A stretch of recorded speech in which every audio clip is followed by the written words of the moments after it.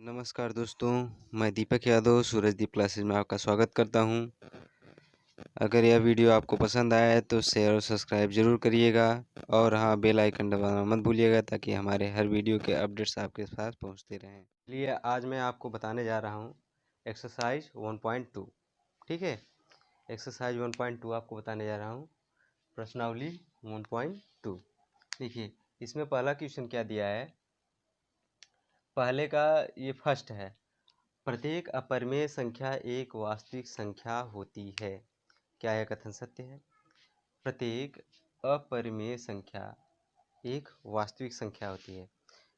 आपको पता होना चाहिए कि वास्तविक संख्या जो होती है वो परिमेय और अपरिमेय दोनों होती है, इसलिए यह कथन क्या है? सत्य है। यह कथन क्या है? सत्य है। यह कथन सत्य है। इसे आप देखिएगा, आपको होना, देखिए सेकंड देख लीजिए। एक संख्या रेखा का प्रत्येक बिंदु अंडर रूट यम के रूप में होता है जहां यम एक प्राकृतिक संख्या है।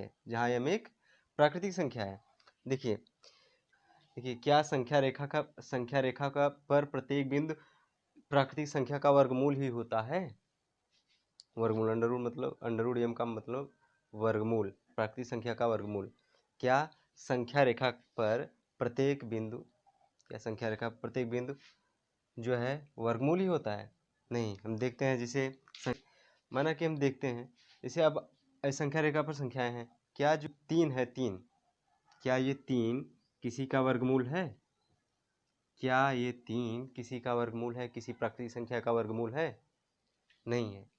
तो संख्या रेखा का प्रत्येक बिंदु अंडर रूट यम के रूप में होता है जहां एक यम प्राकृतिक संख्या, यम बता दिया है। क्या प्रत्येक, कहने का मतलब है क्या प्रत्येक प्राकृतिक संख्या अंडर रूट यम के रूप में होता है? अंडर रूट यम, तो अंडर रूट यम आप समझ गए ना। अंडर रूट यम का मतलब होता है कि यम प्रत्येक प्राकृतिक संख्या का वर्गमूल। क्या 3 किसी संख्या का वर्गमूल है? किसी प्राकृतिक संख्या का? ठीक है, नहीं है। तो इस नहीं है, अतः यह कथन असत्य है।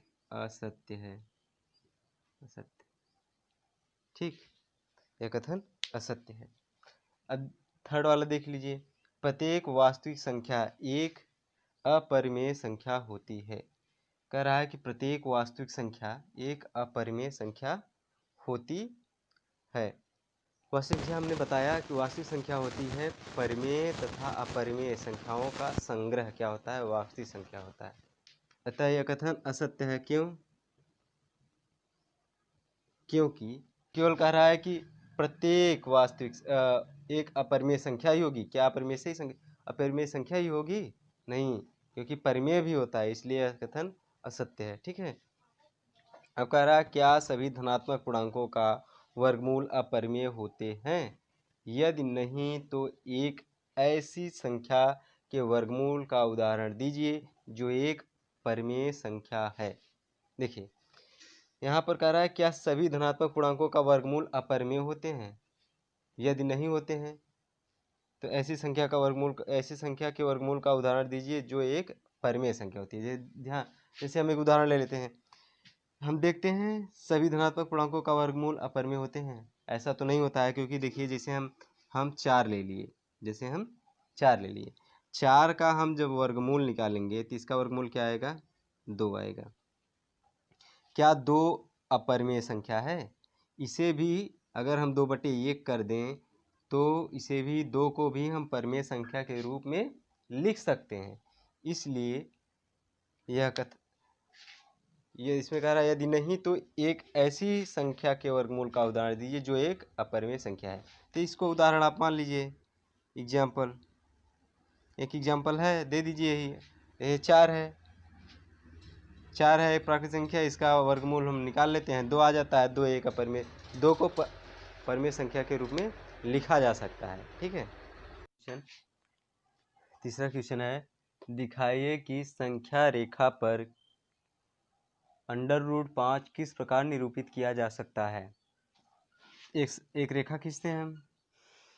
देखिए एक संख्या रेखा खींचिए और इस पर माना कि समान दूरी लेकर, कोई भी दूरी ले लीजिए, एक समान दूरी लेकर के 1, यहाँ पर 2, यहाँ पर 3, मतलब आगे भी दर्शा सकते हैं। ठीक है, इसके आज जानते हैं -1, -2, आगे इधर भी दर्शा सकते हैं। देखिए यहाँ से यहाँ तक जो भी दूरी हो, लेकिन यहाँ से यहाँ तक क्या होता है, ये यहाँ से यहाँ तक कितना है, 1 है। ठीक है, यहाँ से यहाँ तक को हम क्या कहेंगे, 1। ठीक है, और हम क्या करेंगे, इसके लंबवत, ठीक है, एक रेखा ऐसे खींचेंगे, इसी लंबाई की ये रेखा होगी, मतलब यहाँ तक, यहाँ से यहाँ तक क्या दर्शाता है, 1 दर्शाता है। इतनी लंबी लेंगे तो ये भी 1 होगा, यही लंबाई की एक रेखा लंबवत इसके खींचेंगे तो यही 1 के बराबर होगा। ठीक है, ये 1 है। अब इसे हम क्या करते हैं, इसको हम मिला देते हैं, इसको मिला देते हैं। अब क्या हो गया, देखिए ये इसके लंबवत है, एक समकोण त्रिभुज बना। क्या, एक समकोण त्रिभुज बना। तो मान लीजिए हम इसे मानते हैं ए, इसे मानते हैं बी, इसे मान लेते हैं सी, अब देखिए, अब जब समकोण त्रिभुज है तो हम इसे पाइथागोरस प्रमेय से लगा सकते हैं आगे की ओर। त्रिभुज ए बी सी में,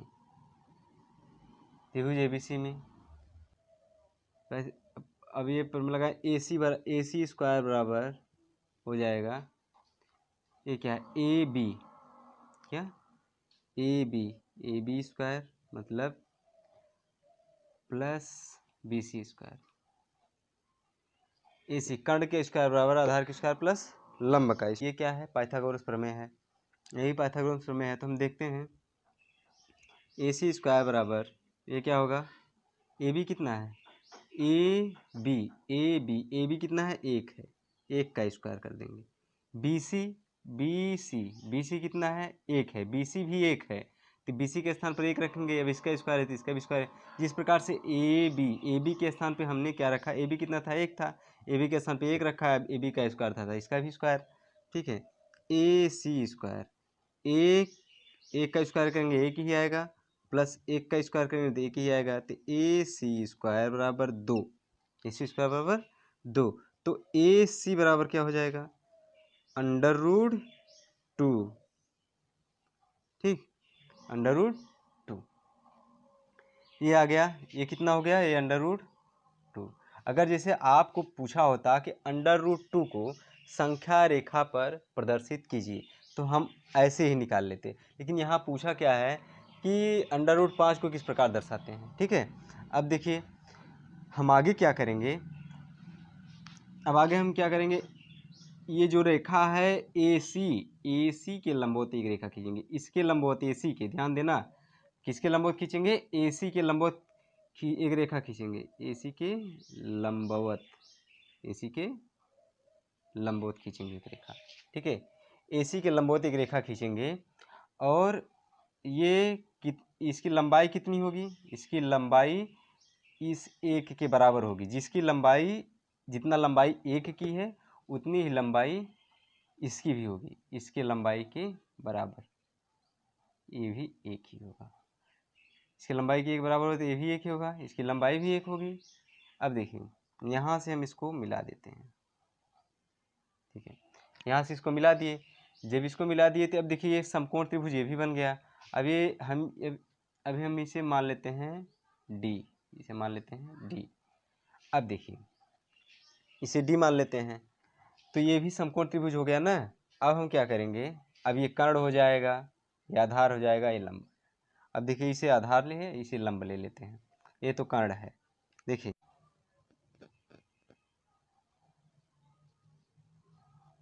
ये दिखा था, देखिए इसको ले लेते हैं। देखिए अब ये त्रिभुज ACD में वही पाइथागोरस प्रमेय से AD स्क्वायर, अब यहाँ AD क्या हो जाएगा, कर्ण।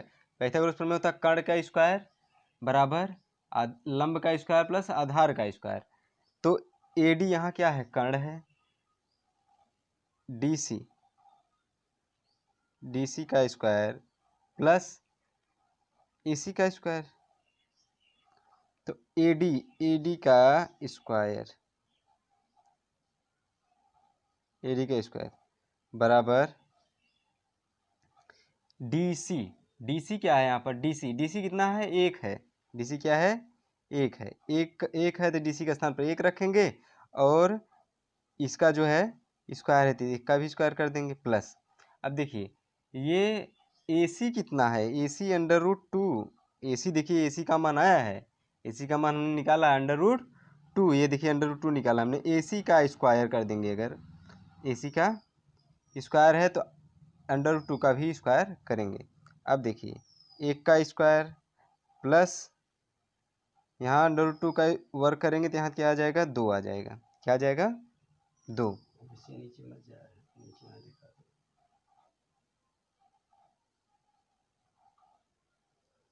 AD स्क्वायर, ठीक है। अभी जैसे इसका स्क्वायर करेंगे √2 आ जाएगा और इसका स्क्वायर करेंगे तब एक का स्क्वायर करेंगे 1 ही आएगा, ठीक है। AD स्क्वायर बराबर आ जाएगा यहाँ 3, 1 2 1 3। अब देखिए यहाँ पर क्या होगा, अब AD स्क्वायर बराबर यहाँ 3 आया था तो AD बराबर क्या हो जाएगा, यहाँ से स्क्वायर हटेगा तो क्या हो जाएगा, √3 में √में हो जाएगा तो √3 आ जाएगा। तो इसका मतलब ये क्या आ गया, √3। क्या आ गया, √3। अब देखिए इसी के लंबवत ये जो रेखा √3 है इसके लंबवत एक रेखा हम खींचेंगे। फिर क्या करेंगे, इसके लंबवत एक रेखा खींचेंगे, ठीक है। इसके लंबवत हमने एक रेखा खींचा। ये किसके बराबर होगा, जितनी लंबाई ये इसकी है, इसकी एक के बराबर, एक के बराबर की एक लंबाई के बराबर की एक रेखा हम खींचेंगे। फिर इसको हम यहाँ से मिला देंगे। अब देखिए अब फिर ये समकोण त्रिभुज बना, ये क्या है, ई है, ठीक है। इसको हम ही मान लेते हैं।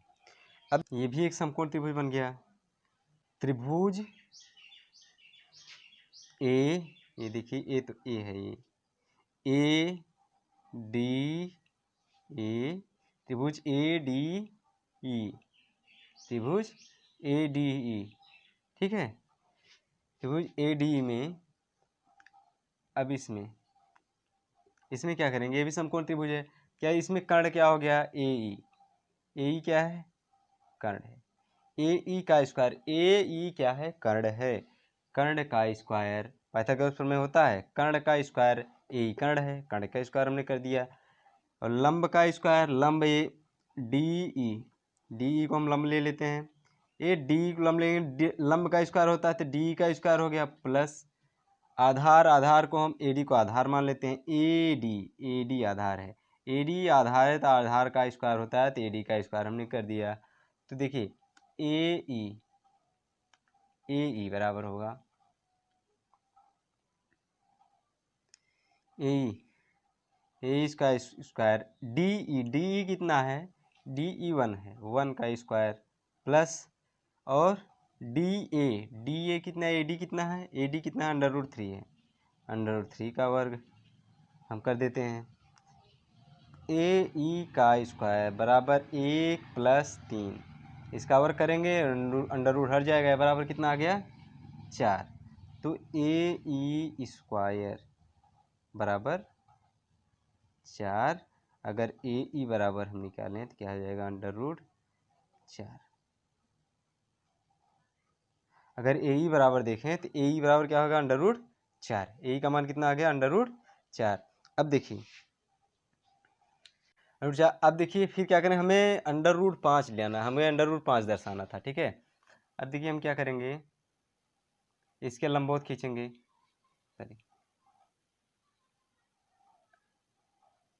AE के लंबवत खींचेंगे, इसके लंबवत एक खींच दिया हमने। इसकी लंबाई कितनी होगी, इन्हीं के बराबर होगी, इनके ही जितनी इनकी लंबाई है इसी के बराबर होगी। तो हम इसको इससे मिला देते हैं, ठीक है। इसको इससे मिला दिए तो इसको हम मान लेते हैं F, मतलब ये बिंदु हम F तक ले जाते हैं, इसको खींचते हैं, इसकी लंबाई इतनी होगी, इन्हीं के बराबर। अब देखिए A को F से हमने मिला दिया, A को F से मिला दिया तो ये भी एक एक त्रिभुज बना का ये भी एक समकोण त्रिभुज बना, एक समकोण त्रिभुज बना, क्योंकि ये लंबवत यहाँ 90 डिग्री का कोण लंबवत हमने खींचा है रेखा। देखिए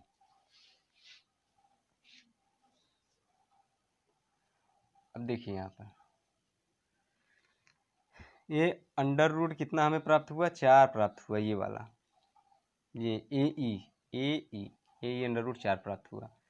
अब देखिए हम ये भी समकोण त्रिभुज थे, हम त्रिभुज AEF में ये भी समकोण त्रिभुज है, इसलिए इसमें कर्ण देखिए AF कर्ण हो गया, AF कर्ण का स्क्वायर बराबर AE का स्क्वायर, AE मतलब आधार के स्क्वायर AE स्क्वायर प्लस लंब का स्क्वायर EF का स्क्वायर, EF का स्क्वायर। ठीक है, देखिए आधार का स्क्वायर लंब का स्क्वायर। ठीक है, अब देखिए अब क्या आ गया, AF का स्क्वायर बराबर AE कितना है, AE अंडर रूट 4 है, अंडर रूट 4 है तो इसका स्क्वायर कर देंगे, AE का स्क्वायर है तो अंडर रूट 4 का भी स्क्वायर कर देंगे। EF है, EF कितना है, 1 है, 1 का स्क्वायर कर देंगे। AF स्क्वायर बराबर 4, अंडर रूट हट जाएगा, अंडर रूट का स्क्वायर होता है अंडर रूट हट जाता है, और 1 क्या आ जाएगा, 1 का स्क्वायर 1 आ जाएगा। AF बराबर आ जाएगा यहाँ पर, यहाँ आ गया 5। अब AF बराबर हो जाएगा, अंडर रूट जब हटेगा तो अंडर रूट 5 हो जाएगा। ठीक है, तो हमें प्राप्त हुआ अंडर रूट 5। अब देखिए हम तो अंडर रूट 5 प्राप्त कर लिए, हमें किस पर दर्शाना है, संख्या रेखा पर दर्शाना है। ठीक है, अब देखिए एक संख्या रेखा कैसे दर्शाते हैं, देखिए ये जिसे हम लेते हैं जब पटरी प्रकार सहायता जब कोई काम करते हैं, देखिए यहाँ से क्या करेंगे, जब दर्शाना होता है किसी बिंदु को किसी रेखा पर, क्या करते हैं, एक प्रकार लेते हैं, एक पेंसिल की नोक यहाँ टिकाते हैं और प्रकार की नोक यहाँ टिकाते हैं, इतनी दूरी भर करके यहीं से ऐसे घुमाते हैं। जब यहाँ से घुमाएंगे तो आकर यहीं इधर कहीं काटेगा, तो जो यहाँ काटेगा ये कौन है, अंडर रूट 2, तो यहाँ क्या दर्शाएगा, अंडर रूट 2 काट। अब देखिए ये दूरी हम लेंगे, ये दूरी ज़्यादा होगी, इससे ज़्यादा है नहीं है, ये इससे बड़ा है तो ये ज़्यादा दूरी होगी थोड़ा, इससे हम लेंगे ऐसे गोला प्रकार में भरेंगे, ऐसे काटेंगे, कहीं इधर काटेगा, ये होगा अंडर रूट 3। ठीक है, अब देखिए ये दूरी भरेंगे, ये भी ये दूरी की इससे ज़्यादा होगी कहीं, अब ठीक है ये इधर आएगा कहीं। ठीक है, ये अंडर रूट 4 दर्शाएगा, अंडर रूट 4 यानी 2।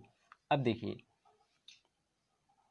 अब इसको लेंगे, ये कहीं न कहीं इससे और बड़ा होगा, ये दूरी बड़ी लगी रही होगी। देखिए अब देखिए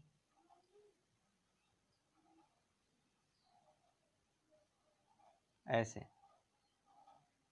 ये कहीं न कहीं इधर आएगा,